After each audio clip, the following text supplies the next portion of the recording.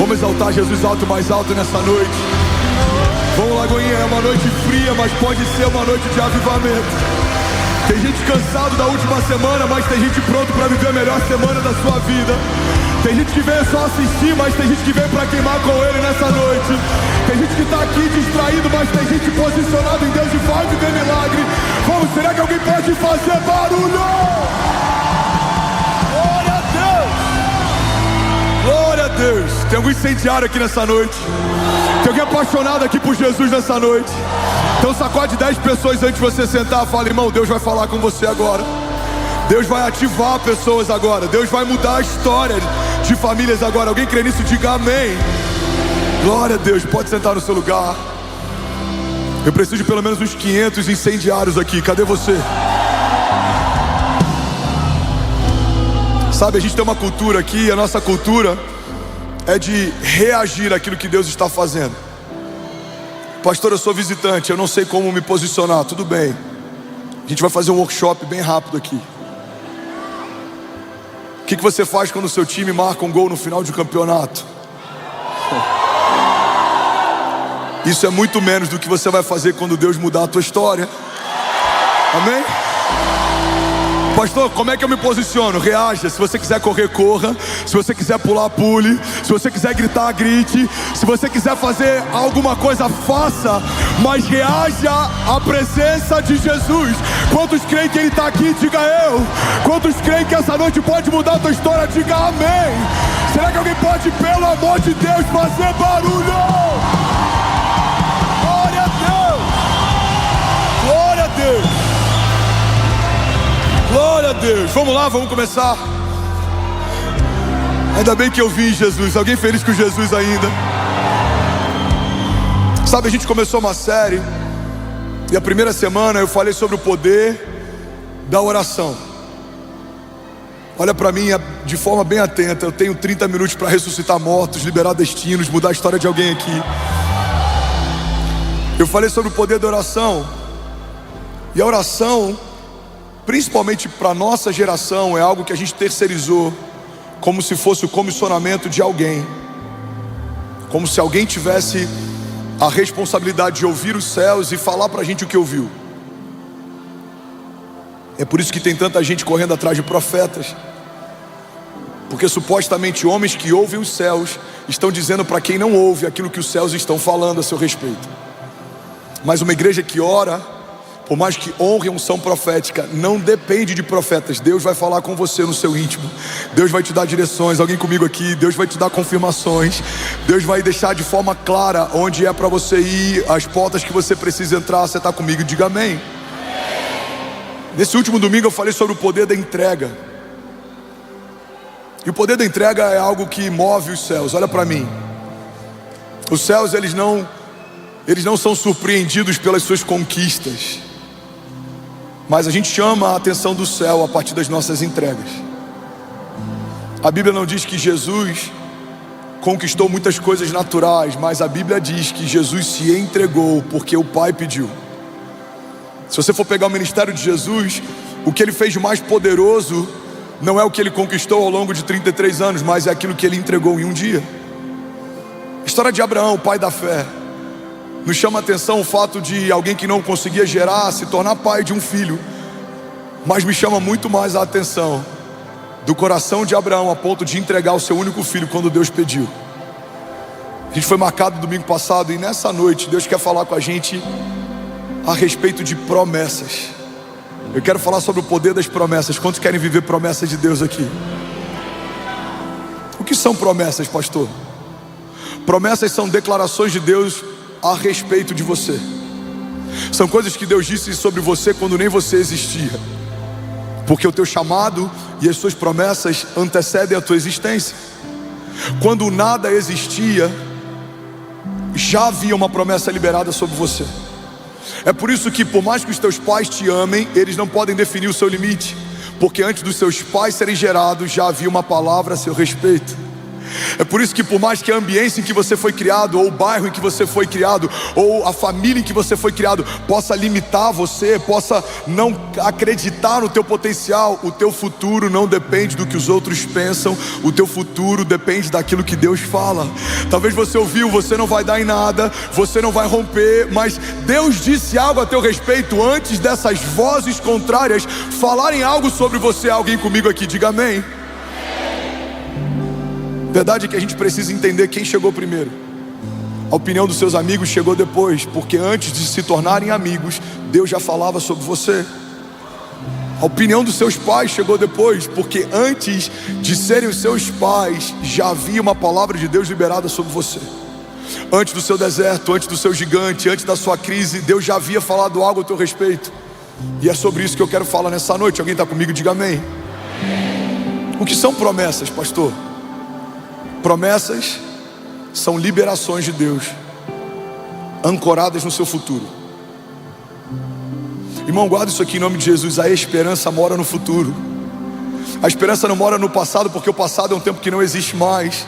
A esperança, Maurício, não existe no presente, porque presente é o que está acontecendo agora, mas futuro é aquilo que está me aguardando. Quando Deus fez uma promessa, Ele estabeleceu essa promessa no meu futuro, e essa promessa só está me esperando chegar. Tem pessoas que estão lutando contra a vontade de Deus, estão tentando com a sua força, mas Deus está dizendo para alguém aqui: se você parar de tentar na força do teu braço e deixar eu te conduzir, aquilo que eu te prometi no passado vai acontecer no futuro. Aquilo que os seus olhos não viram, aquilo que os seus ouvidos não ouviram, aquilo que não penetrou no teu coração, para você é algo que vai acontecer. No céu é algo que já aconteceu. Alguém pode celebrar Jesus aqui nessa noite? Aleluia. O que são promessas? Promessas são palavras de Deus liberadas sobre você,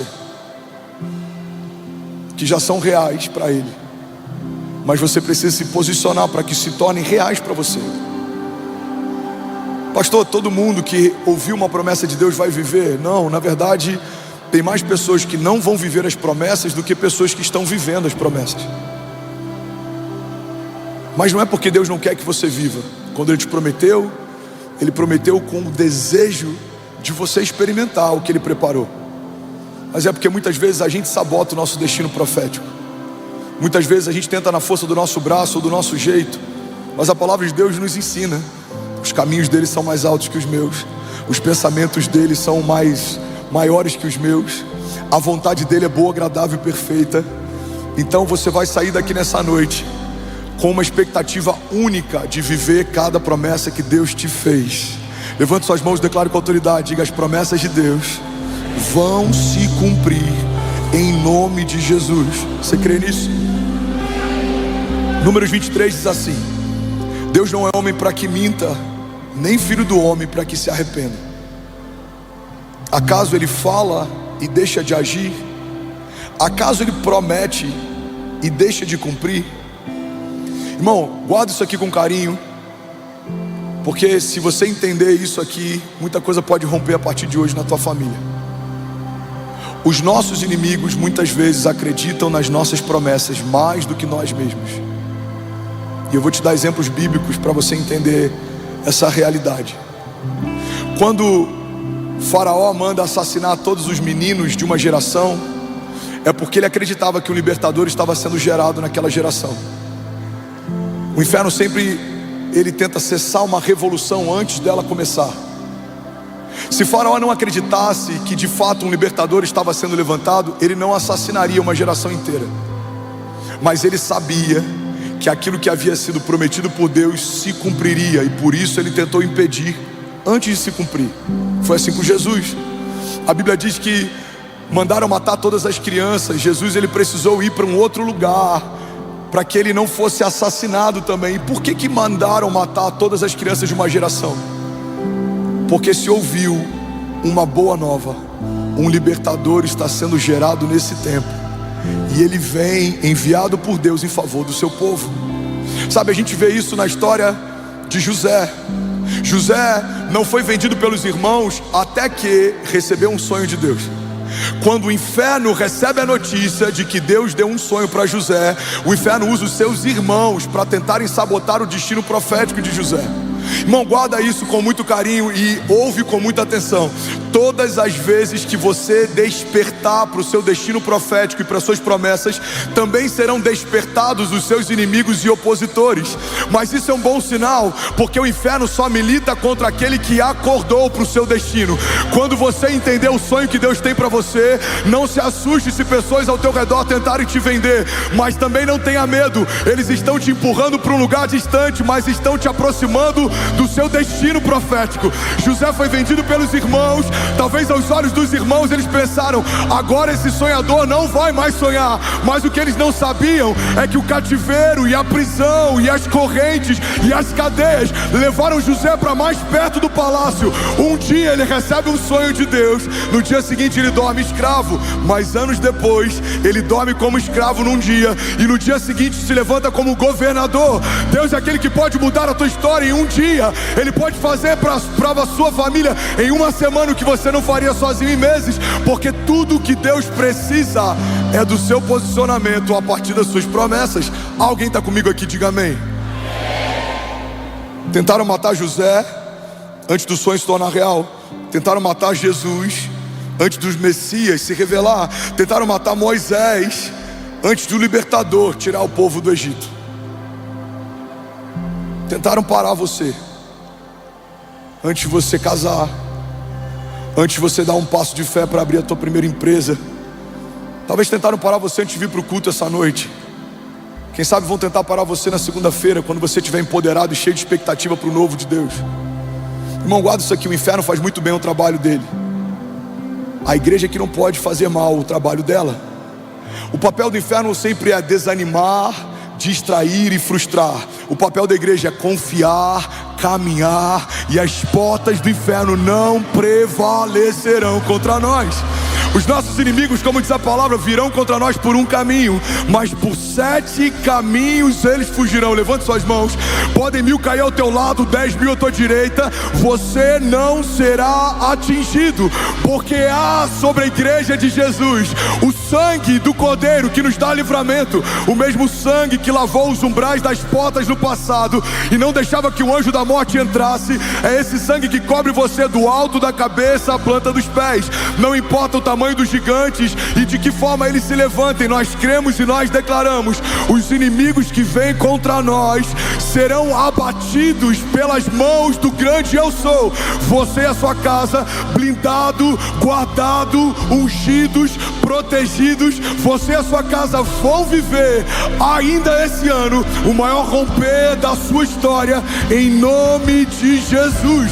Se você crê nisso, irmão, você pode dar um brado de liberdade no seu lugar. Glória a Deus. Aleluia. Aleluia. Sabe, os seus inimigos acreditam nas suas promessas. Se não fosse assim, não tentariam sufocá-las antes de você despertar para elas. Seus inimigos acreditam nas suas promessas. E tem um porquê deles acreditarem. O primeiro motivo pelo qual o inferno acredita na sua promessa é porque ele viu desde a eternidade passada toda palavra que saiu da boca de Deus se cumpriu.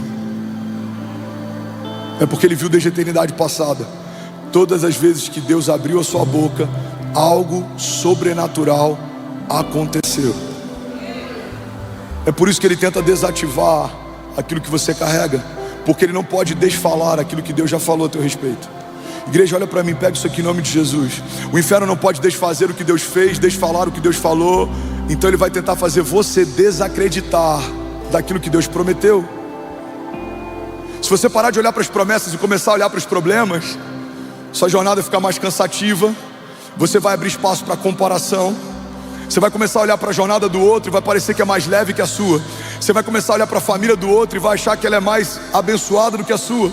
Você vai começar a olhar para o casamento do outro e vai achar que o casamento do outro é melhor do que o seu. Porque quando a gente para de olhar para a nossa promessa e começa a comparar com a jornada do lado, a gente pode estar comparando a nossa fase de semeadura com a fase de colheita de alguém. Tem pessoas que olham para o que a gente está vivendo e falam: Fernandes, me explica isso em 2 anos. Vocês levaram 2 anos para viver isso? Eu falei: não, são mais de 15 anos chorando no secreto sem ninguém ver. A colheita tem durado 2 anos, mas a semeadura durou mais de 15. Às vezes algumas pessoas me perguntam: ô pastor, como é que você faz para preparar um sermão? Quanto tempo dura? Eu falo: demorou uma vida inteira. São 36 anos aprendendo sobre dependência com Deus. Não são 2 horas na madrugada, não são 3 horas de oração que geraram um sermão, não. Existe um homem marcado por Deus, falando para homens marcados por Deus, para te relembrar que se você for fiel no pouco, sobre o muito você vai ser colocado. Se você olhar para o Senhor das suas promessas e não parar para ficar olhando para os seus problemas, os seus inimigos vão se apequenar e Deus vai se revelar cada vez maior diante de você. Alguém comigo aqui em nome de Jesus, diga amém.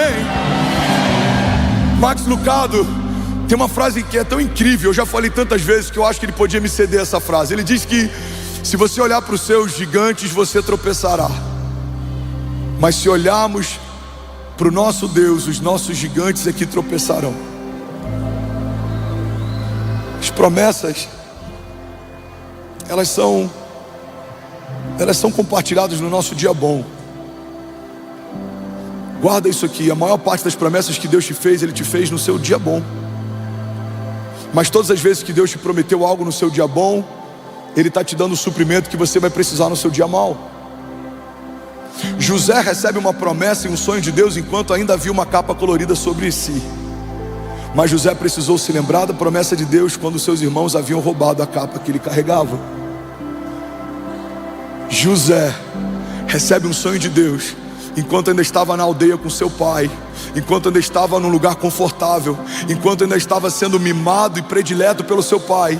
Então ele recebe um sonho de Deus quando tudo vai bem, mas ele precisa se agarrar a esse sonho de Deus enquanto tudo ia mal. Irmão, guarda isso aqui em nome de Jesus. Tem muitas palavras que Deus vai te dar no seu dia bom. Se agarra a elas, você vai precisar no seu dia mau.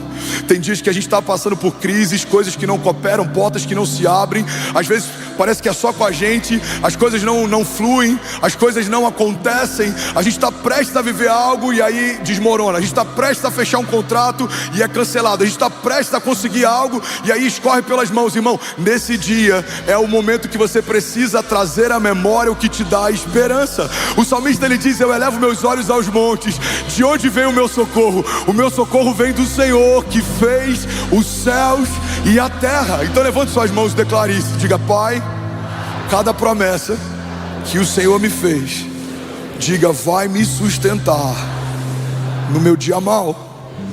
Eu elevo meus olhos aos montes e eu sei de onde vem o meu socorro. Vamos lá, em Alphaville, declaro com autoridade. Diga: o meu socorro vem do Senhor, que fez os céus e a terra. Diga: eu não estou sozinho, eu não fui esquecido.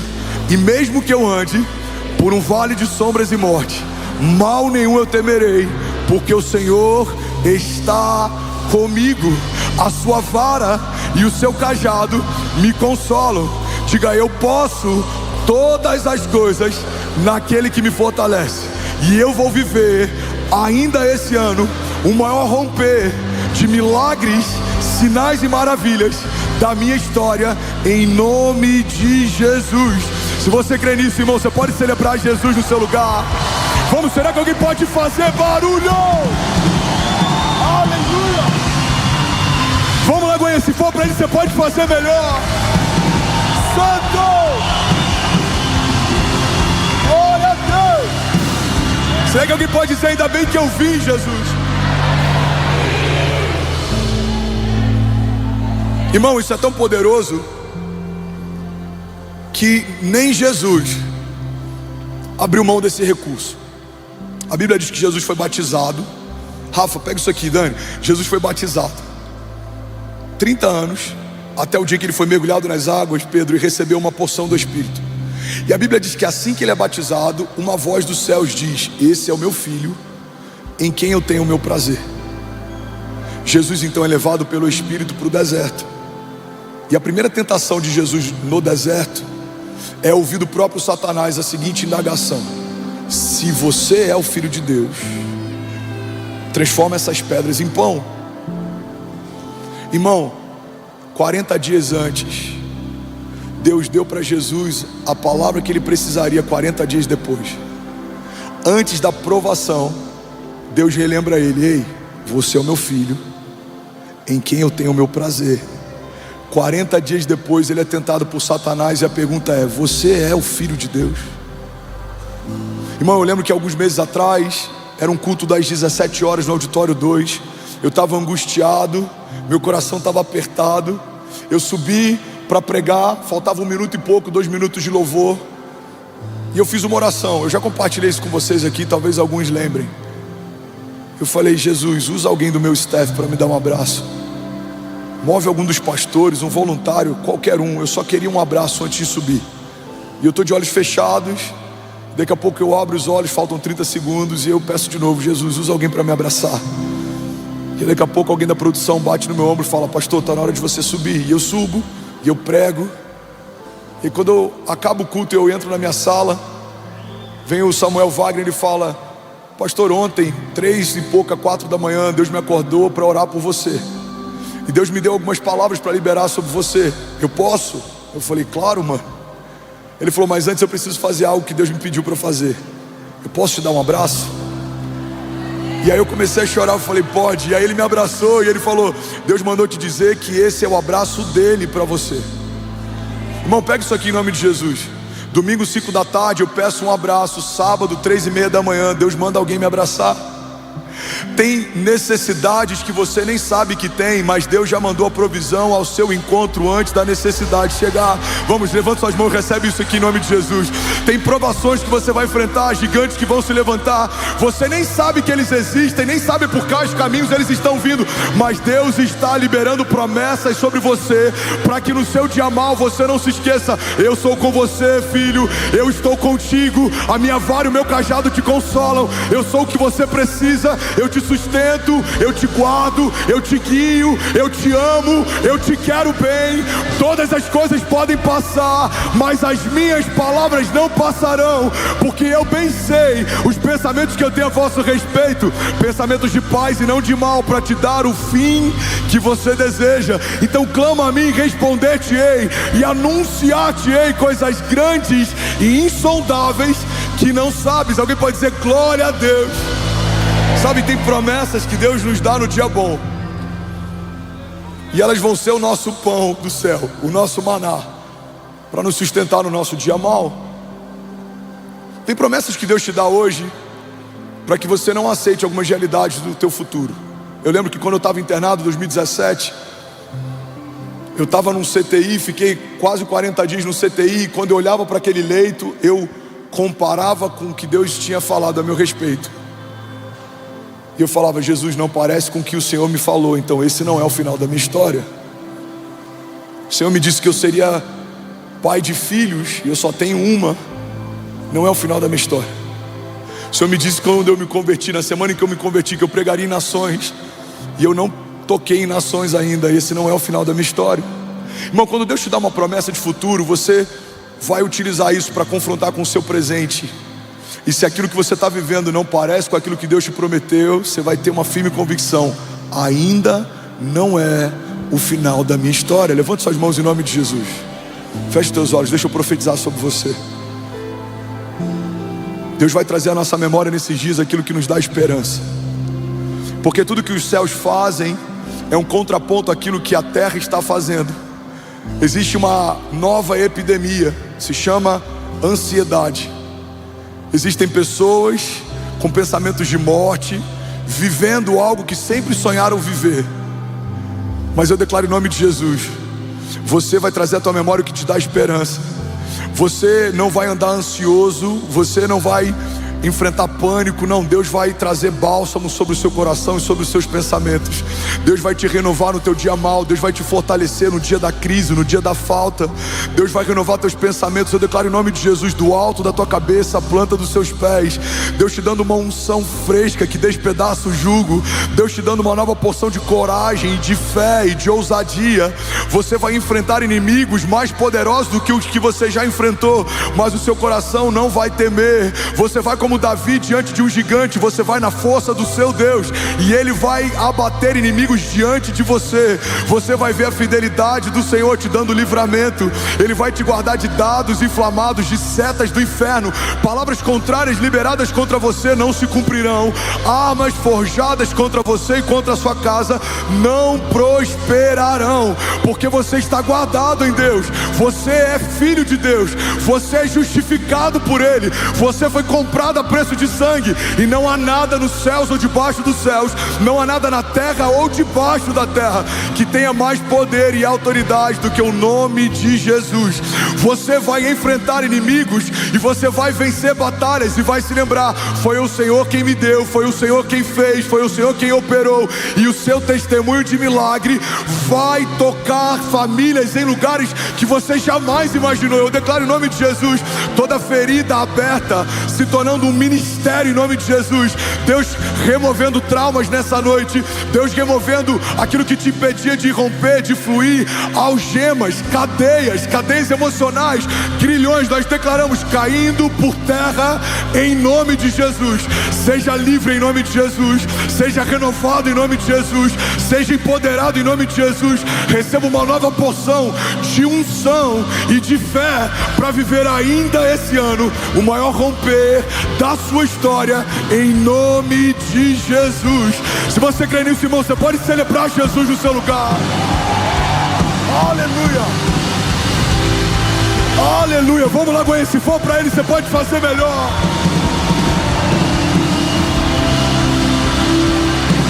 Aleluia. Sabe, a Bíblia fala sobre um homem, baixa um pouquinho o volume da banda, fala sobre um homem que ele era endemoniado.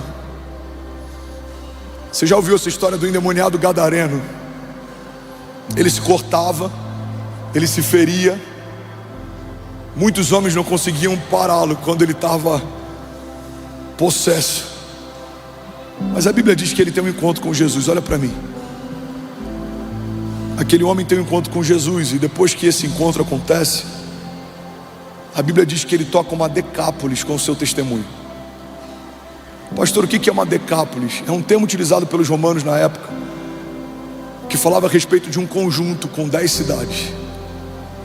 Então, um homem endemoniado, que se feria com pedras, que dormia em cemitérios, depois de um encontro com Jesus, toca mais de 10 cidades com seu testemunho.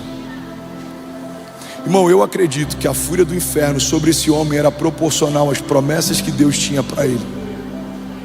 Porque você vê a mesma intensidade do pecado dele se torna a intensidade do chamado dele. A mesma forma como ele é ferido e afligido é a forma como ele é usado e empoderado. Eu acredito, até os ossos, que quanto maior a visão que Deus tem para nós, maior é a resistência que a gente enfrenta do inferno.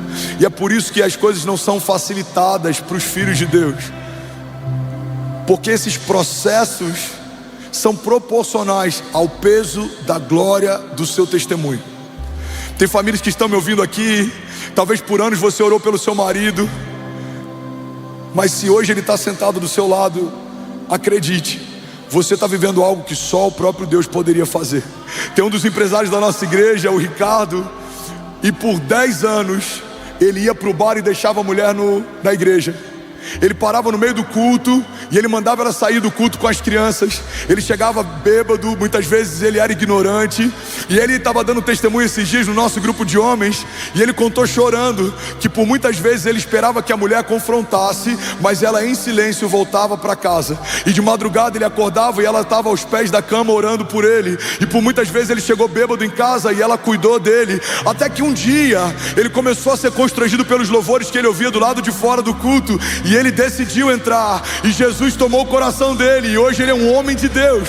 Então essa mulher enfrentou uma resistência tão grande, mas a glória da segunda casa é maior do que a da primeira, porque Deus é especialista, irmão, em atribuir no lugar de vergonha a dupla honra de Deus. Alguém fica de pé em nome de Jesus? Eu quero profetizar sobre você. Eu quero profetizar sobre homens que têm sido marcados em meio a batalhas. Feche teus olhos, levante suas mãos em nome de Jesus. Qual seria a glória de um Deus que restitui na medida em que o inferno tirou? Feche teus olhos. Deus não te restitui na medida em que o inferno te roubou. Ele restitui muitas vezes mais, porque aquilo que Deus faz não se compara àquilo que o inferno fez. Então, se o teu casamento enfrentava crises e Deus restaurou, você não vai ter um casamento normal. Você vai ser uma liderança dentro de ministério de famílias. Aleluia. Se você enfrentava vícios, e os vícios fizeram você passar por muitas vergonhas, geraram muitas marcas, por conta dos vícios você feriu quem mais você amava. Deus não vai só cessar vícios, mas Deus vai te usar como uma voz de esperança para quem está lutando aquilo que você lutou e venceu. Eu estou falando para homens aqui que passaram por humilhação financeira. Eu sei o que é passar por uma humilhação financeira. Querer prover e não conseguir, querer comprar e não poder comprar, querer pagar e não ter para pagar, querer comer e muitas vezes você não poder comer o que precisa ou deseja comer. Mas eu quero declarar em nome de Jesus que aquilo que o Senhor vai fazer sobre você não é só suprir uma necessidade, não, Ele vai superabundar. Vai ter para você e para os seus filhos, vai ter para os filhos dos seus filhos. Você vai dar um testemunho a respeito do Deus da restituição, mas você também vai dar testemunho a respeito do Deus da dupla honra. Você vai dizer: o inimigo tirou isso da minha casa, mas Deus acrescentou 100 vezes mais. O inferno me usou no passado, mas hoje Deus me usa 100 vezes mais. Em todos os lugares que eu fui ferido, Deus não só me sarou, como tem usado o meu testemunho para sarar. Em todos os lugares que eu fui marcado, Deus só não me marcou, mas está usando as minhas marcas para marcar. Eu declaro em nome de Jesus: você e a sua casa serão um bom testemunho. Você e a sua casa viverão um milagre da glória da dupla honra de Deus. Você e a sua casa são chamados por Deus, não só para que necessidades sejam supridas, mas o seu cálice vai transbordar. O salmista diz: o Senhor prepara uma mesa para mim na presença dos meus inimigos, e Ele me honra, ungindo a minha cabeça com óleo, e o meu cálice faz transbordar. Eu queria te convidar de olhos fechados. Você que é batizado com o Espírito Santo, abra a tua boca, libera o seu som. Eu queria te fazer um convite, irmão. Começa a apresentar para Deus o seu clamor nessa noite. Você sabe o que você precisa, você sabe quais são os seus gigantes, você sabe quais são suas impossibilidades. Então apresenta para Ele nessa noite o teu coração. Começa a declarar: Jesus, eu preciso de uma resposta. Jesus, eu preciso de renovo. Jesus, abre as comportas dos céus e gera ainda nesses dias um milagre sobrenatural. Feche teus olhos, eu quero declarar a palavra sobre você. 2 Coríntios 4:7 diz assim: mas temos esse tesouro em vasos de barro, para mostrar que esse poder que a tudo excede provém de Deus e não de nós. De todos os lados somos pressionados, mas não desanimados. Ficamos perplexos, mas não desesperados. Somos perseguidos, mas não abandonados. Abatidos, mas não destruídos. Romanos 8:28 diz: e sabemos que todas as coisas contribuem juntamente para o bem daqueles que amam a Deus e daqueles que são chamados segundo o seu propósito. Alguém pode dizer glória a Deus por isso? Romanos 5:3 diz: também nos gloriamos nas tribulações, porque sabemos que a tribulação produz perseverança, e a perseverança produz um caráter aprovado, e o caráter aprovado produz esperança, e a esperança não nos decepciona, porque Deus derramou o seu amor em nossos corações por meio do Espírito Santo que Ele nos concedeu. Isaías 40:28 diz assim: será que você não sabe? Nunca ouviu falar? O Senhor é o Deus eterno e o Criador de toda a terra. Ele não se cansa nem fica exausto, e a sua sabedoria é insondável. Ele fortalece ao cansado e dá grande vigor ao que está sem forças. Porque até os jovens se cansam e ficam exaustos, e até os moços tropeçam e caem, mas aqueles que esperam no Senhor, vamos, levante suas mãos em nome de Jesus. Mas aqueles que esperam no Senhor renovam suas forças, voam bem alto como águias, eles correm e não ficam exaustos, eles andam e não se cansam. Será que você pode dizer glória a Deus por isso? Aleluia! Fala para quem está do seu lado: a dupla honra de Deus é real e está disponível. Fala para quem está do outro lado: a dupla honra de Deus é real e está disponível.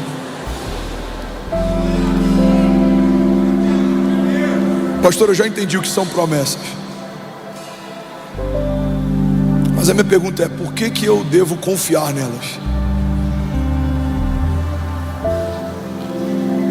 O princípio básico pelo qual devemos confiar nas promessas é porque aquele que prometeu não pode negar a si mesmo. Ele não pode estabelecer algo e voltar atrás, porque isso fere o seu caráter. Ele não é homem para que minta, nem filho do homem para que se arrependa.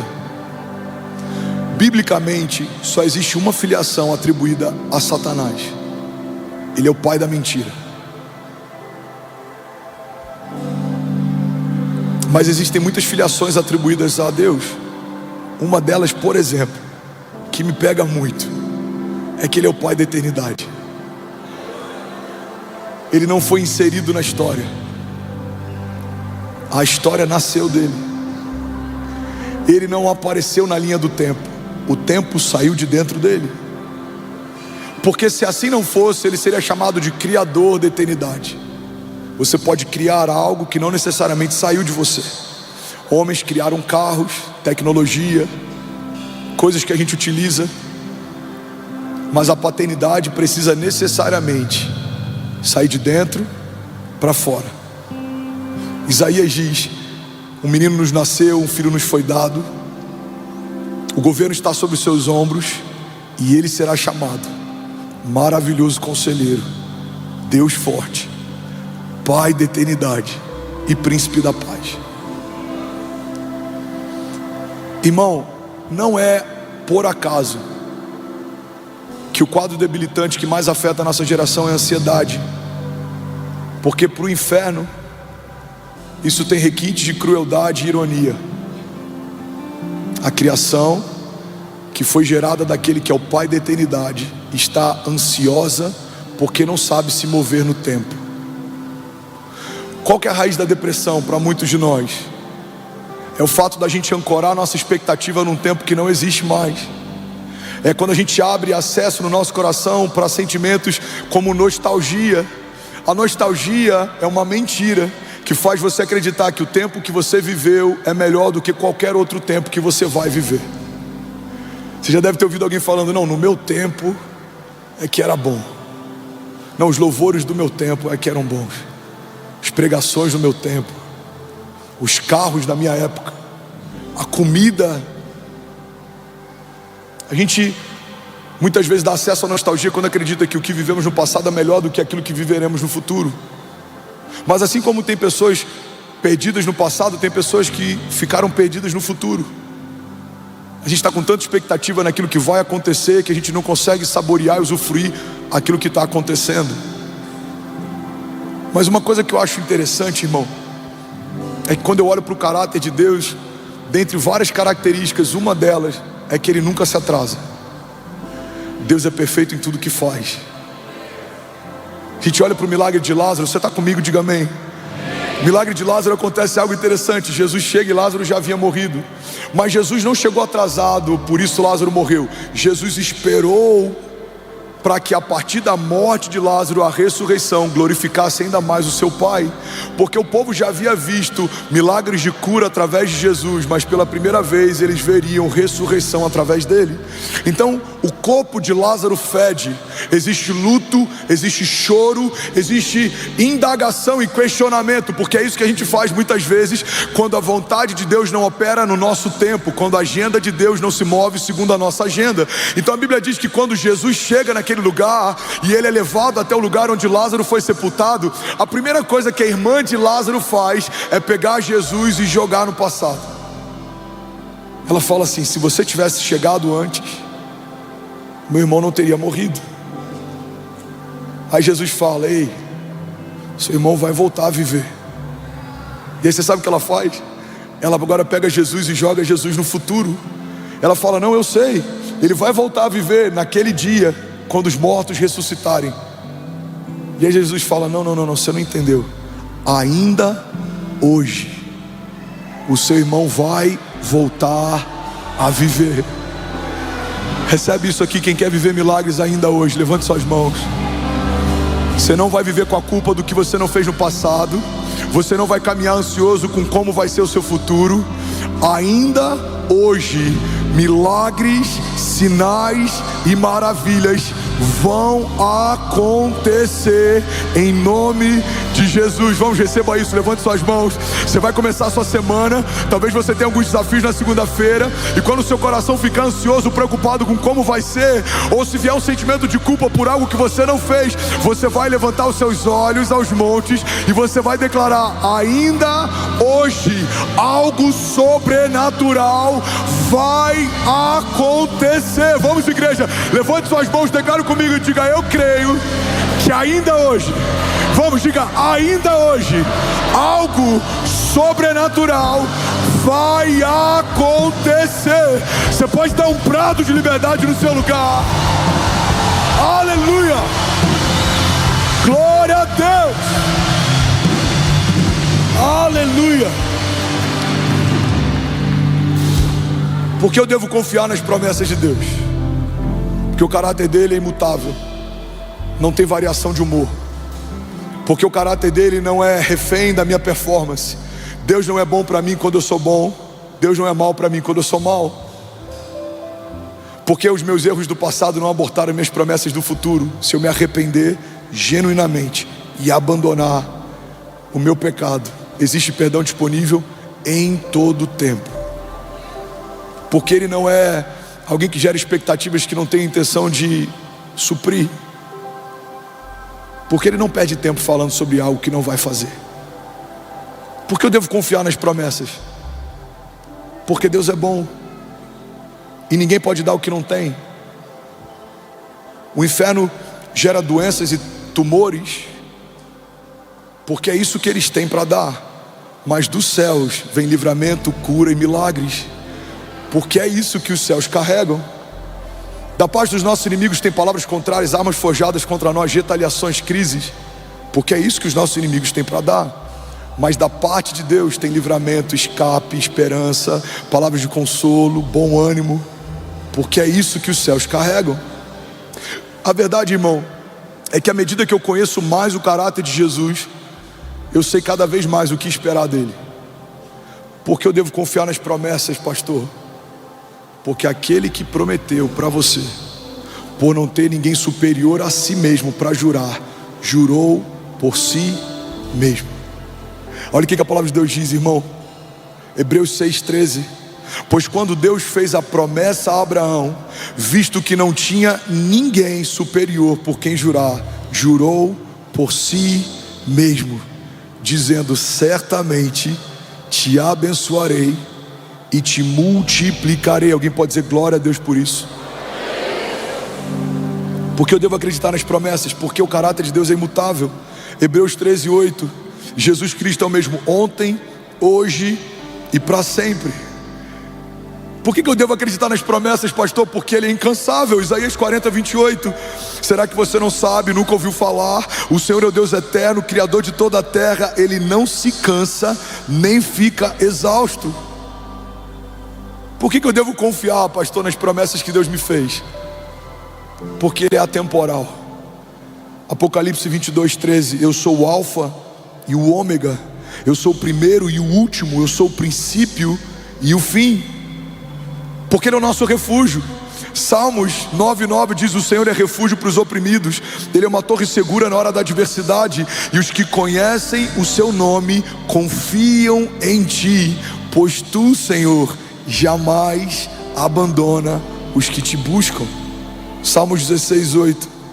Eu sempre tenho o Senhor adiante de mim, e com ele à minha direita, jamais serei abalado. Josué 1:9. Não fui eu que lhe ordenei: seja forte e corajoso. Não se apavore nem desanime, pois o Senhor, o seu Deus, estará com você por onde você andar. Alguém pode dizer glória a Deus por isso?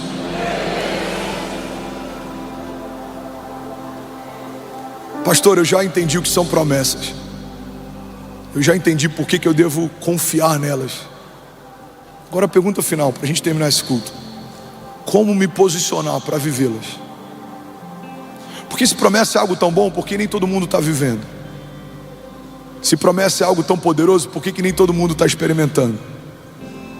Sabe, um dos posicionamentos mais importantes que você precisa ter para viver as promessas de Deus é você não se mover pela aprovação dos homens. Porque se os heróis da fé esperassem que todos ao seu redor concordassem com as suas promessas, nenhum deles estaria compondo a galeria dos heróis da fé. Se Noé esperasse a concordância de quem o cercava, a arca jamais teria sido construída. Se Moisés esperasse a concordância de quem o cercava, jamais teria se levantado como libertador do seu povo. Irmão, a história de José, não houve concordância nem dos seus próprios irmãos. Venderam como escravo, porque não satisfeitos em matar o seu irmão, ainda desejaram obter lucro através da sua venda. A história de Davi fala a respeito de um homem que, quando o profeta foi até a casa do seu pai para escolher um dos seus filhos para ungir rei, o seu pai chamou a todos os irmãos, menos a ele. Mas quando o profeta chega lá, ele fala: aquele a quem eu vim ungir não está aqui, mandem chamar. Se dependesse da lista que o pai de Davi fez, Davi não seria ungido naquele dia. Se dependesse dos amigos de Pedro, jamais teria sido chamado para ser o apóstolo de uma nova aliança e uma pedra fundamental dentro de uma igreja primitiva. Pedro, na noite em que foi chamado, era um pescador frustrado, sua empresa de pesca estava em crise, as suas redes estavam vazias. Irmão, se dependesse da aprovação daqueles que me conhecem, eu jamais teria sido alistado por Deus para liderar um avivamento, porque eles sabem de onde eu vim e quem eu era. Mas o que a gente precisa entender é que quando Deus prometeu algo para você, você ainda não tinha sido deformado pelo pecado e pelas circunstâncias. Deus te viu quando ninguém via. Deus te viu na sua essência. Deus te viu quando você era imagem e semelhança de quem Ele é. Então Ele prometeu algo para você. E o que eu preciso fazer para viver o cumprimento das promessas? Você precisa voltar para esse lugar de origem. Você precisa voltar para esse lugar onde o pecado não te deforma, onde a opinião dos outros não te move, onde aquilo que pensam sobre você não te importa, onde aquilo que falam a teu respeito não te interessa, onde só a voz de Deus tem espaço no teu coração. Porque quando a gente está nesse lugar, a multidão vai dizer não vai, mas se Deus está dizendo vai, você vai com ousadia. A multidão vai dizer não vai acontecer, mas se Deus te prometeu, você sabe, já aconteceu. A multidão vai dizer não tem como, mas Deus vai te lembrar: filho, você tem o que precisa, a minha palavra te basta. Vai e não olha para o lado, vai e não desanime, vai e não peques mais, porque Deus é poderoso para cumprir aquilo que Ele te prometeu. Ele não é homem para que minta, nem filho do homem para que se arrependa. Mas você precisa escolher se o que vai te mover na tua jornada é a aprovação dos homens ou é uma palavra de Deus. Igreja, olha para mim. Tem amigos que te conhecem há meses, anos, mas uma palavra deles tem tido mais peso na sua decisão do que uma promessa de Deus que te conhece desde a eternidade passada. Talvez você vai sair daqui cheio de fé e uma palavra contrária na tua semana vai tentar roubar de você essa firme convicção. Talvez a tua esposa, o teu marido, talvez os teus filhos, alguns amigos, talvez o seu chefe, seus funcionários, talvez um e-mail, uma mensagem, quem sabe uma carta, uma dívida, talvez um problema, um diagnóstico, quem sabe um parecer médico ou uma segunda opinião. Eu não sei o que vai tentar roubar você, mas certamente em algum momento algo vai tentar roubar você. E é nesse lugar que você vai ter que escolher se você vai se mover pelo que os outros pensam ou se você vai caminhar segundo aquilo que Deus fala. Guarda isso aqui em nome de Jesus, irmão. É melhor ter uma palavra de Deus do que um bom plano. É melhor ter uma palavra de Deus do que a concordância de quem te cerca. Porque quem tem opinião de homens está cercado de opiniões, mas quem tem uma palavra de Deus tem tudo. Guarda isso aqui, levante suas mãos em nome de Jesus. Alguns homens podem menosprezar o que você carrega, não acreditar nos sonhos que você tem. Algumas pessoas, talvez até porque te amam, tentam te poupar de grandes desafios e desencorajam você a se lançar em novos desafios. Mas eu vim aqui declarar que você não vai ser alguém que se move pela opinião de outros. Você não vai ser aquele que se move segundo a aprovação de outros. Não, você vai ouvir algo de Deus e você vai se mover segundo o que ouviu. Deus vai falar com você no teu secreto. Deus vai falar com você na tua semana. Deus vai falar com você através de canções. Deus vai falar com você através de sonhos proféticos. Deus vai usar pessoas. Deus vai falar com você através da palavra. Você vai levantar os seus olhos, talvez em alguns momentos de crise, e vai vir uma resposta de Deus imediata no meio da sua tribulação. Você não vai andar em falta. Você vai experimentar o pão que vem do céu no meio dos desertos. Você vai caminhar e não vai se cansar. Você vai correr e não vai desanimar. Eu profetizo em nome de Jesus, Deus te dando uma unção fresca. Você vai caminhar segundo uma palavra de Deus, e à medida que você coloca os pés, Deus constrói o chão. À medida que você sai do barco, você vai andar com Ele sobre as águas, e você vai entender que é melhor ser Pedro voltando molhado de volta para o barco do que ser qualquer um dos discípulos que secos ficaram assistindo aquele milagre naquele dia.